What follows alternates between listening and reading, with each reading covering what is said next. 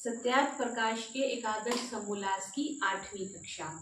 कल हमने देखा था कि महर्षि दयानंद सरस्वती जी ने पाषाण मूर्ति के बारे में विवेचना करी थी कि पाषाण की मूर्ति की उपासना क्यों करनी चाहिए और निराकार की उपासना क्यों करनी चाहिए। ऐसे होता है कि हम किसी चीज को जब हम विधि करते हैं, विधि मीन्स विधान करना और निषेध मीन्स उसको निगेट करना कि ऐसे नहीं करना चाहिए, तो दोनों पक्षों के प्रोज एंड कॉन्स बताने पड़ते हैं। तो ये तो हम आजकल की जब हम पढ़े लिखे कहते हैं अपने आप को या साइंटिफिक कहते हैं तब हम इस चीज को डूज एंड डोंट्स देखते हैं, लेकिन महर्षि ने उस समय देखो कितनी विवेचना करके अलग अलग मंदिरों में गए होंगे, जगन्नाथपुरी की व्याख्या करी, रामेश्वरम की करी, बद्रीनाथ जी की करी, तो इतनी जगह उन्होंने भ्रमण किया होगा। तब ना इंटरनेट की सुविधा थी, ना फोन की सुविधा थी उनके पास, ना साधन थे, फिर उन्होंने इतनी विवेचना करके एक एक पक्ष को करके क्लियर किया।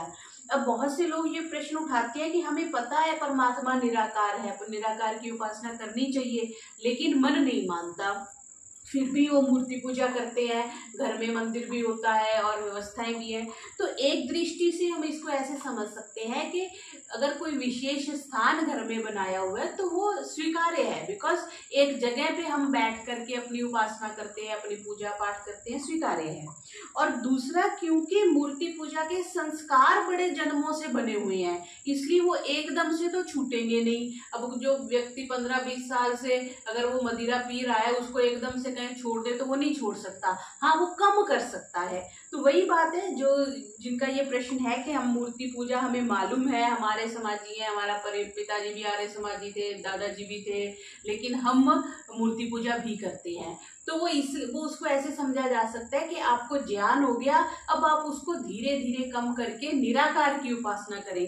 आज ही मैं सुबह श्रीमद् भगवद गीता का 7वें अध्याय की व्याख्या फिर से सुन रही थी, तो उसमें श्री कृष्ण जी महाराज भी ये कहते हैं कि जो भी कोई भक्त मेरे किसी देवता की उपासना करता है या उसके प्रति अपनी कोई इच्छा रखता है, तो वो इच्छा भी मैं ही पूरी करता हूं और उसी स्वरूप में उसकी उपासना को स्वीकार करता हूं। तो अल्टीमेट तो जैसे वो जिसको भी एक श्लोक है ना कि जिसको भी प्रणाम करो, अल्टीमेट तो वो श्री कृष्ण जी को मीन्स परमात्मा को ही जाता है। जैसे सारी नदियां समुद्र में जाती हैं, वैसे भी किसी भी आप देवी देवता के स्वरूप में आप उपासना करते हो तो वो अल्टीमेट प्रणाम तो समुद्र में ही जाता है, परमेश्वर को ही जाता है।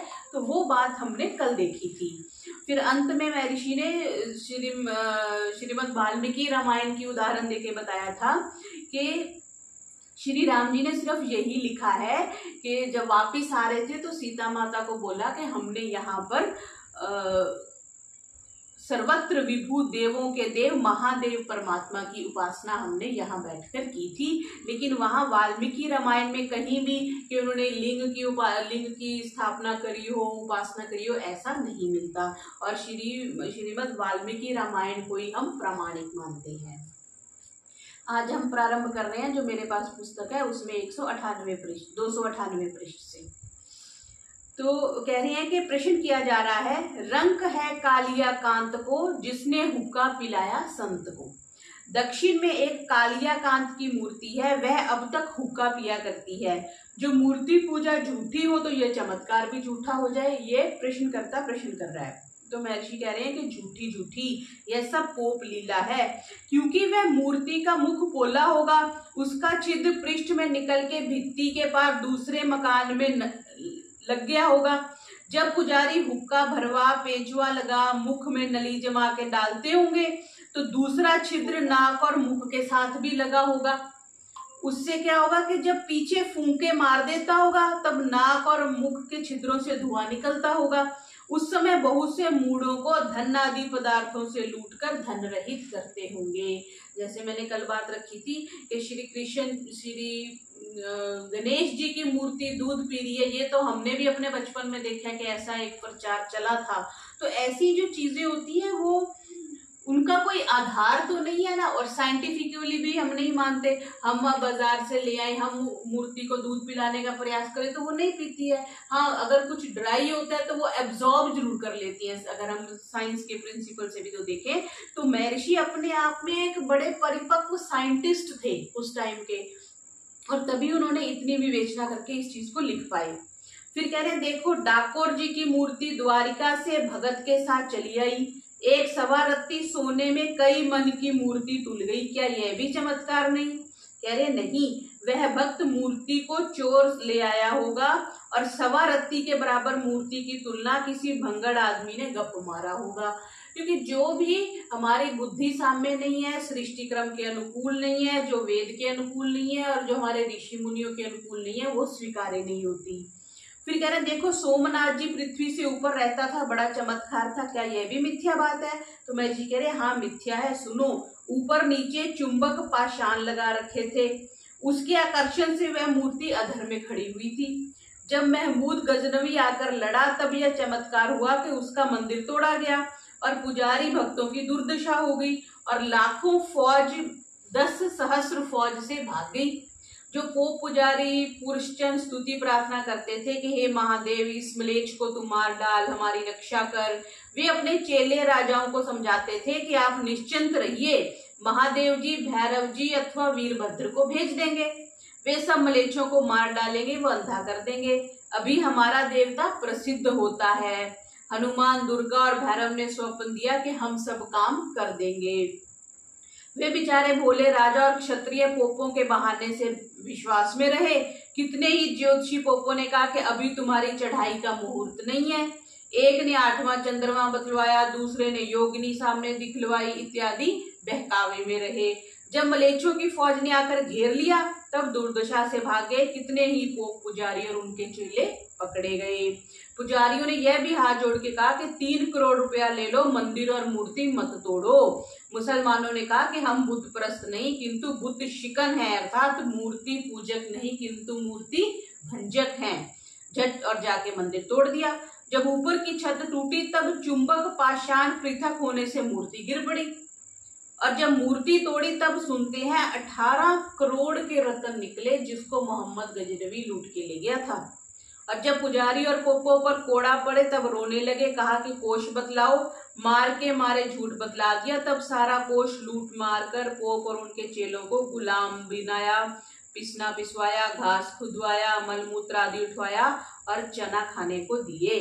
तो क्या पत्थर की पूजा से सत्यानाश को प्राप्त हुए? क्यों परमेश्वर की भक्ति ना की? जो मलेच्छों के दांत तोड़ डालते, अपनी विजय करते। देखो, जितनी मूर्तियां हैं उतनी शूरवीरों की पूजा करते तो कितनी रक्षा होती। पुजारियों ने इन पाषाणों की इतनी भक्ति की परंतु मूर्ति एक भी उनके सिर पर उड़ के नहीं लगी। जो किसी एक शूरवीर पुरुष की मूर्ति के सदृश सेवा करते तो अपने सेवकों को यथाशक्ति बचाता और उन शत्रुओं को मारता। तो ये बात भी वही आ जाती है कि जो जीवित हैं, जो हमारा सहयोग कर सकते हैं, उनकी सेवा शुश्रूषा करनी चाहिए, उनका श्राद्ध तर्पण करना चाहिए ताकि समय आने पर वो हमारी सहायता कर सके। फिर कह रहे हैं कि द्वारिका जी के रणछोड़ जी जिसने नरसिंह मेहता के पास हुंडी भेज दी थी और उसका ऋण चुका दिया था इत्यादि, यह बात भी क्या झूठ है? तो कह रहे हैं किसी साहूकार ने रुपए दिए होंगे, किसी ने झूठा नाम उड़ा दिया होगा कि कृष्ण जी ने भेजे। जब किसी वर्ष में तोपों के मारे मंदिर मूर्तियां अंग्रेजों ने उड़ा दी तब मूर्तियां कहाँ गई थी? प्रत्युत बाघेर लोगों ने जितनी वीरता की, लड़े, शत्रुओं को मारा परंतु मूर्ति एक मक्खी की टांग भी ना तोड़ सकी। जो श्री कृष्ण जी के सदृश कोई होता तो इनके धुर्रे उड़ा देता और ये भागते फिरते। भला ये तो कहो कि जिसका रक्षक मार खाए उसके शरणागत क्यों पिट जाए? ठीक है, तो यहाँ पर ये अगर श्री कृष्ण जी साक्षात होते हैं तो महाभारत के युद्ध में उन्होंने विजय दिलवाई तो दी थी। तो यहाँ कह रहे हैं कि उनकी मूर्ति बना के क्या होता है कि हमें उसकी भावना आ जाती है। ऐसा जैसे पीछे महर्षि ने कहा कि भावना जो है वो निराकार की ही करनी चाहिए क्योंकि निराकार ही आपका हर जगह हर स्थान पर आपका सहायक होता है। और ये एग्जाम्पल देके ये कह रहे हैं कि जब युद्ध हुआ, जब परेशानी आई तो मूर्ति ने कोई सहायता नहीं करी। अभी कुछ दिन पहले ये को वीडियो आई थी ना कि बांग्लादेश में किसी हिंदू परिवार को उन्होंने मुस्लिम बना दिया, तो बाकी सब लोग तो बन गए। अंत में जो घर की गृहिणी थी उसकी बारी आई तो उसको बोला कि ये जो सारी मूर्तियां हैं इनको तुम डस्टबिन में गिरा दो। तब वो महिला जो है वो रोने लगी क्योंकि इतने साल उसने उसकी उपासना करी हुई थी। तो एक दृष्टि से तो वो गलत है कि वो हमारे हिंदू परिवार को मुस्लिम बना रहे थे। तो पर अगर निराकार को अगर हम माने तो फिर हमें कोई समस्या ऐसी स्थिति में नहीं आ सकती। फिर कह रहे हैं ज्वालामुखी तो प्रत्यक्ष देवी है, यह सबको खा जाती है। ज्वाला देवी एक मंदिर है हिमाचल में। कह रहे कि और प्रसाद देवे तो आधा खा जाती है और आधा छोड़ देती है। मुसलमान बादशाहों ने उस पर जल की नहर छुड़वाई, लोहे के तवे जड़वाए तो भी ज्वाला ना बुझ सकी ना रुक सकी। वैसे हिंगलाज भी आधी रात को सवारी कर पहाड़ी पर दिखाई देती है, पहाड़ की गर्जना कराती है। चंद्रकूप बोलता है, योनि यंत्र से निकलने से पुनर्जन्म नहीं होता, ठुमरा बांधने से पूरा महापुरुष कहता है। जब तक हिंगलाज ना आवे तब तक आधा महापुरुष बचता है। इत्यादि सब बातें क्या मानने योग्य नहीं है, ये प्रश्न किया जा रहा है। तो महर्षि कह रहे नहीं, क्योंकि वे ज्वालामुखी पहाड़ से आग निकलती है, उसमें पुजारी लोगों की विचित्र लीला है। जैसे बघार के घी के चम्मच में ज्वाला आ जाती, अलग करने या फूंक मारने से बुझ जाती और थोड़ा सा घी को खा जाती, शेष छोड़ जाती है, उसी के समान वहां भी है। जैसे चूल्हे की ज्वाला में जो डाला जाए वह भस्म हो जाता है, जंगल व घर में आग लगने से सबको खा जाती है, तो इसमें वहां क्या विशेष है। बिना एक मंदिर कुंड और इधर उधर नल रचना के हिंगलाज में ना कोई सवारी होती है, जो कुछ होता है सब को पुजारियों की लीला है, दूसरा कुछ भी नहीं। एक जल और दलदल का कुंड बना रखा है जिसके नीचे से बुदबुदे उठते हैं, उसको सफल यात्रा होना मूड मानते हैं। योनि का यंत्र उन लोगों ने धन हरने के लिए बना रखा है, ठुमरे भी उसी प्रकार को उपलीला है। उससे महापुरुष हो तो एक पशु पर ठुमरे को बोझ लाद दे तो क्या महापुरुष हो जाएगा। महापुरुष तो बड़े उत्तम धर्म युक्त और पुरुषार्थ से होता है। तो ये चीजें इसलिए बता रहे हैं क्योंकि ज्वाला जी में भी ये कहते हैं कि कुछ वो गैसेस निकलती हैं, कुछ केमिकल्स होते हैं जिससे वो ज्वाला चलती रहती है। अब क्योंकि वो धरती से कॉन्टिन्यूअस निकल रही है इसलिए एक स्थान विशेष पर ही ज्वाला निकल रही है। एक बार जब मैं मॉरिशस गई थी तो एक व्यक्ति मुझे वहां एक स्थान पे ले गए, वहां पर वो बहुत ही बड़ा एक गहरा कुआं टाइप सा था, ज्वालामुखी। तो वहां पे उन्होंने बताया कि यहाँ पे सबसे पहले ज्वालामुखी था और उसके बाद से फिर वो जो मॉरिशस है वो एक टापू बना है और उसके बाद से मतलब वो लावा अंदर से निकला और ये धरती बनी है। तो ऐसे धरती के अंदर बहुत सी स्थितियां होती हैं, सब कुछ धरती से ही तो निकलता है। अब ये जो अभ्रक निकलता है, खानों में हम नीचे जाते हैं तो नीचे ज्वाला तो है ही है, लेकिन कुछ उसमें जैसे हम कहते हैं लीकेज हो गई तो वो जो ज्वाला है वो धरती के ऊपर आ रही है और उसको हम अवतार मान लेते हैं, उसको देवता का अवतार मान लेते हैं, ऐसा महर्षि का कहना है। फिर कह रहे अमृतसर का तालाब अमृत रूप, एक मुरट्ठी का फल आधा मीठा और एक भित्ती नमती और गिरती नहीं। रेवालसर में बेड़े तैरते हैं, अमरनाथ में अपने आप से लिंग बन जाते, हिमालय से कबूतर के जोड़े आके सबको दर्शन देके जाते। क्या सब ये मानने योग्य नहीं है? ये बातें देखो आज भी हो रही हैं, तब भी हो रही थी, आज तो उससे कई सैकड़ों करोड़ों गुणों ज्यादा ये सब चीजें फॉलो हो रही हैं। तो महर्षि कह रहे नहीं, उस तालाब का नाम मात्र अमृतसर है, जब कभी जंगल होगा तब उसका जल अच्छा होगा, इससे उसका नाम अमृतसर धरा होगा। जो अमृत होता तो पुरानियों के मानने के तुल्य कोई क्यों मरता? अगर अमृत होता तो उसका जल पी के सब अमर हो जाते। भित्ती की कुछ बनावट ऐसी होगी जिससे नमती नहीं होगी और गिरती नहीं होगी। रीठे कलम के पाबंदी होंगे अथवा गपोड़ा होगा। रेवालसर में बेड़ा तैरने से कुछ कारीगरी होगी। अमरनाथ में बर्फ के पहाड़ बनते तो जल जम के छोटे लिंग का बनना कौन सा आश्चर्य है। और कबूतर के जोड़े पालित होंगे, पहाड़ की आड़ से मनुष्य छोड़ते होंगे और दिखलाकर टका हरते होंगे। और वैसे भी ये कहते हैं ना कि जैसे अभी हम घर में भी या कहीं से भी फ्रिज में भी हम देखते हैं कि पानी अगर गिरता है तो वो गोलाकार शेप ही लेता है, स्क्वायर शेप में तो नहीं जमता। तो इस तरह की कोई ऐसी स्थिति हो सकती है अमरनाथ जी में भी। फिर कह रहे हैं हरिद्वार स्वर्ग की द्वार, हर की पैड़ी में स्नान करे तो पाप छूट जाते हैं और तपोवन रहने से तपस्वी होता है। देव प्रयाग गंगोत्री में गोमुख, उत्तरकाशी में गुप्तकाशी, त्रिगुनी नारायण के दर्शन होते हैं। केदार और बद्री नारायण की पूजा 6 महीने तक मनुष्य और 6 महीने तक देवता करते हैं। महादेव का मुख नेपाल में पशुपति, फिर केदार और तुंगनाथ में जानू और पग अमरनाथ में। इनके दर्शन स्पर्शन स्नान करने से मुक्ति हो जाती है। और वहां केदार और बद्री से स्वर्ग जाना चाहे तो जा सकता है, इत्यादि बातें कैसी हैं। बद्रीनाथ जी के आगे एक गांव है, भारत का अंतिम गांव है माना गांव। बद्रीनाथ जी से 15-20 किलो 30 किलोमीटर होगा आगे। तो माना गांव से आगे फिर चाइना शुरू हो जाता है। तो माना गांव के पास अभी भी वो एक बहुत सारी शिला है, बहुत बड़ी शिला है। वहां पे सरस्वती नदी भी है। यहाँ पे प्रयागराज में आके तो सरस्वती लुप्त हो गई ना, वहां पे सरस्वती नदी है। तो उसके ऊपर भीम ने बहुत बड़ी एक शिला रख के एक पुल बनाया था। और ऐसा मानना है, अभी महाभारत पढ़ेंगे तो उसमें पता चलेगा, लेकिन सुनने में ये है कि उसी माना गांव से ही ये जो 5 पांडव और द्रौपदी और एक कुत्ता शायद उनके साथ ये सारे स्वर्ग को गए थे। ये बात अभी आई है ना, तो ये बात इसलिए मुझे स्मरण में आई कि ऐसी बात सुनने में आती है। अब देखते हैं महर्षि क्या कहते हैं कि हरिद्वार उत्तर पहाड़ों में जाने का एक मार्ग का प्रारंभ है। सबसे पहले जो शहर आता है वो हरिद्वार आता है। हर की पैड़ी एक स्नान के लिए कुंड की सीढ़ियों को बनाया गया है। सच पूछो तो हार्ड पैड़ी है, क्योंकि देश देशांतर के मृतकों के हार्ड उसमें पड़ा करते हैं। पाप कभी नहीं छूट सकता, बिना भोगे अथवा नहीं कटते। ये बात तो बिल्कुल सही है कि पाप जो है वो बिना भोगे नहीं कटते। तपोवन जब होगा तब होगा, अब तो भिक्षुक वन है। तपोवन में जाने और रहने से तप नहीं होता, किंतु तप तो करने से होता है, क्योंकि वहां बहुत से दुकानदार झूठ बोलने वाले भी रहते हैं। फिर कह रहे हिमवता प्रभवती गंगा, पहाड़ के ऊपर से जल गिरता है। गोमुख का आकार टका लेने वालों ने बनाया होगा, और वही पहाड़ जो है पोप का स्वर्ग है।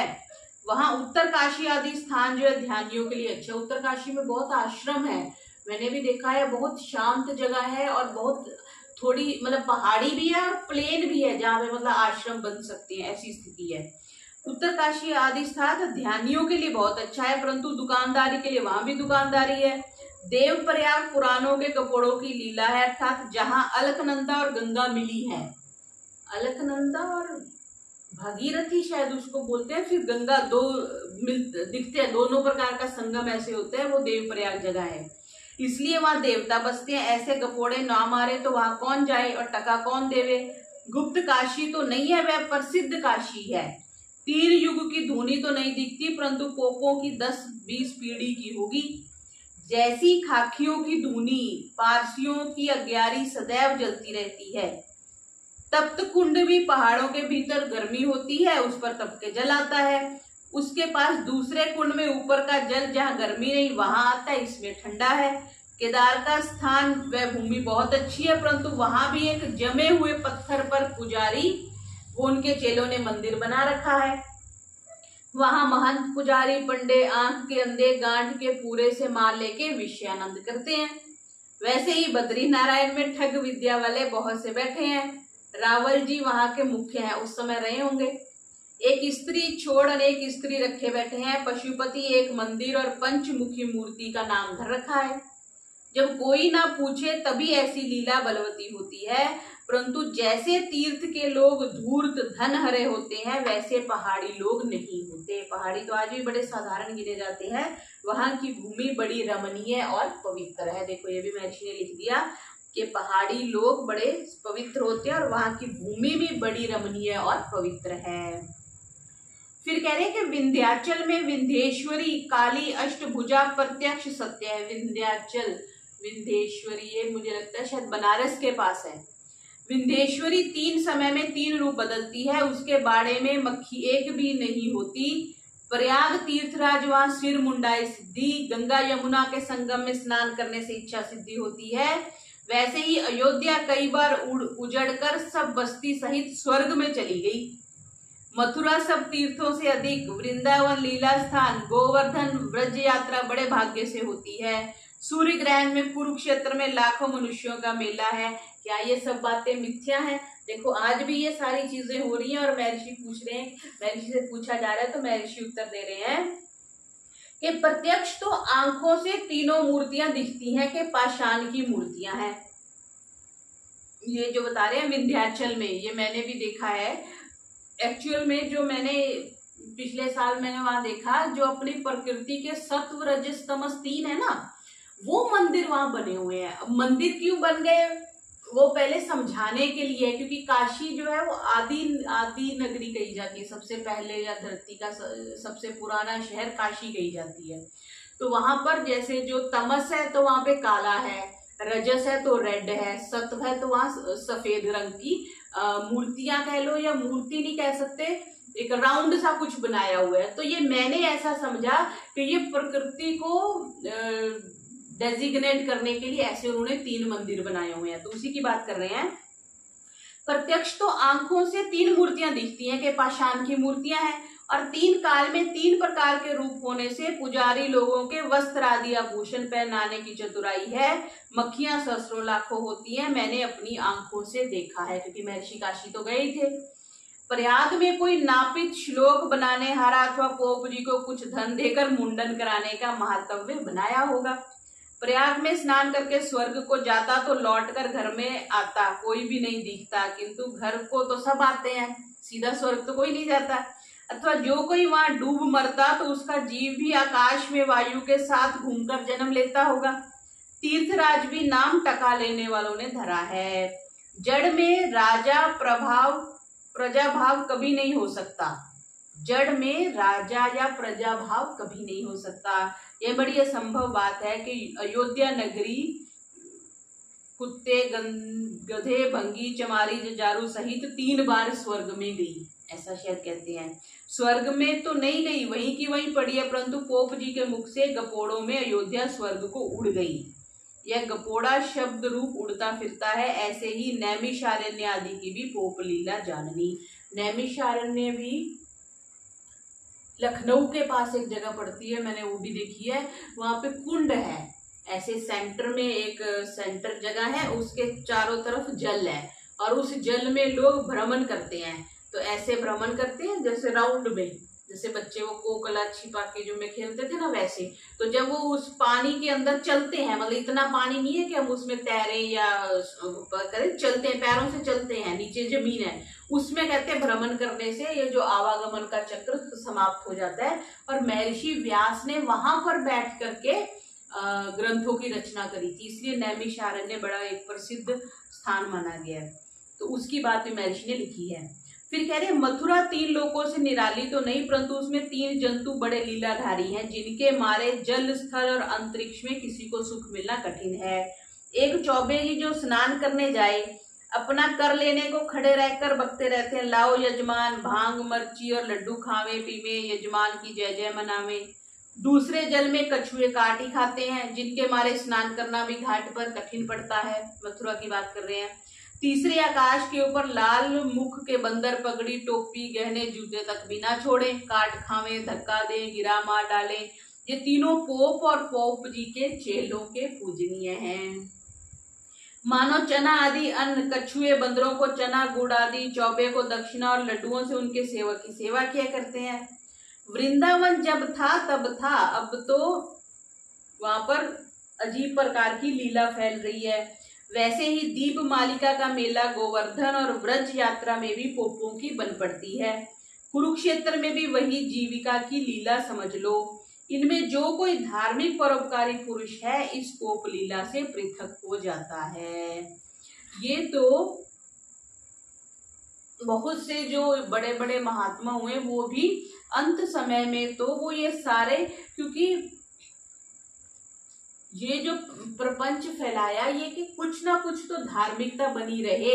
अगर कुछ ऐसे विशेष स्थान बनाते हैं तो वहां बंदा जाता है, थोड़े दिन के लिए धार्मिक हो जाता है, वहां पाप नहीं करता, गलत काम नहीं करता, जो जैसे ड्रिंक करता है, गलत काम करता है जीवनचर्या में, जब वो तीर्थ स्थानों पर जाता है तो उसका मन शांत होता है और ऐसे कुकर्म नहीं करता, तो उसके जीवन में कुछ तो अच्छे कर्म होते हैं। इसलिए ऐसे स्थान बनाए गए हो सकते हैं। लेकिन जो भी इनके पुराने या विरुद्ध हो जाते हैं, वो तो फिर एक परमपिता परमात्मा की ही शरण में जाते हैं।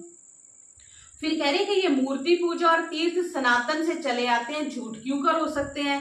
तो महर्षि कह रहे हैं तुम सनातन किसको कहते हो, जो सदा से चला आ रहा है। जो यह सदा से होता तो वेद ब्राह्मण आदि ऋषि मुनि कृत पुस्तकों में इनका नाम क्यों नहीं। यह मूर्ति पूजा 2500-3000 वर्ष के इधर इधर वाम मार्गी और जैनियों ने चलाई है। प्रथम आर्यावर्त में नहीं थी और ये तीर्थ भी नहीं थे। जब जैनियों ने गिरनार, पालिताना, शिखर, शत्रुंजय और आबू आदि तीर्थ बनाए, उनके अनुकूल लोगों ने भी बना लिए। जैसे पड़ोसी हमारे पड़ोस में कोई पेड़ लगाता है तो हम भी अपने घर में पेड़ लगा लेते हैं। क्यों? क्योंकि जिसने पेड़ लगाया उसको कोई आमदनी होने लगी, कुछ लाभ होने लग गया, तो हमने भी देखा देखी कर लिया।